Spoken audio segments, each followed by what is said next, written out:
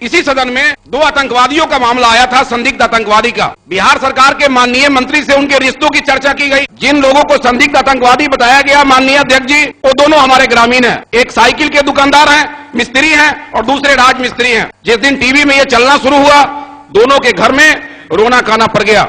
चूंकि हम वहां के विधायक भी हैं और हमारे घर में हमारी भाभी वहां की मुखिया हैं, वो दोनों परिवार रोते बिलखते घर तक चला गया कि हम लोगों का नाम आतंकवादी में आ रहा है। चौकीदार आके बताया है, टीवी में दे रहा है। फिर उन लोगों को कहा गया कि भाई टीवी में आने से क्या मतलब है। हमने डीएसपी से बात किया और डीएसपी को मैंने कहा कि भाई क्या मामला है, तो बोला कि सर बहुत पहले हम लोग को एक पत्र आया था, हम लोगों ने पूछताछ किया था कि कोई बात नहीं था, फिर नया पर ही मामला कहां से आ गया। बात थम गई। कल होके वो दोनों अपने आप पुलिस स्टेशन गया, वहां से एसपी साहब के यहां जाके अपनी बयान को दिया।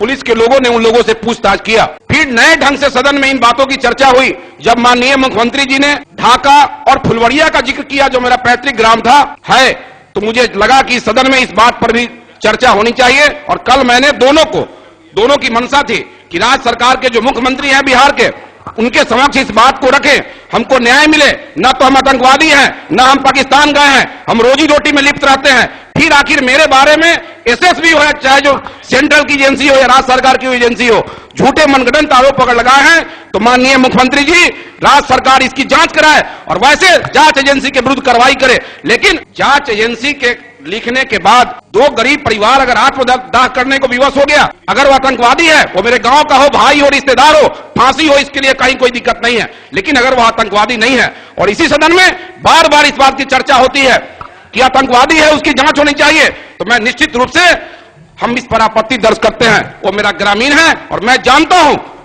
कि वो आतंकवादी नहीं है। वो अपने रोजी रोटी पर, वो अपने आपके गांव का कोई व्यक्ति इसलिए आत्मदाह कर ले कि उसके ऊपर कोई मनगढ़ंत आरोप लग गया, तो निश्चित रूप से दुखद है। सरकार को जिस एजेंसी जांच करानी है जांच करा ले, अगर वो दोषी हो तो कार्रवाई हो। लेकिन इसी सदन में माननीय मुख्यमंत्री जी ने उसको दोष मुक्त, पुलिस के रिपोर्ट से दोष मुक्त कर दिया। महोदय, पवन जायसवाल जी अच्छा बोलते हैं। एक विधायक के नाते मुझे 2 लोगों के नाम की अनुशंसा करने का, सदन में आने का, सदन की कार्यवाही दिखाने का अधिकार प्राप्त था। मैंने अनुशंसा करके बजाबते ही सदन में लाने का, सदन की कार्यवाही को दिखाने के लिए लाने का काम किया।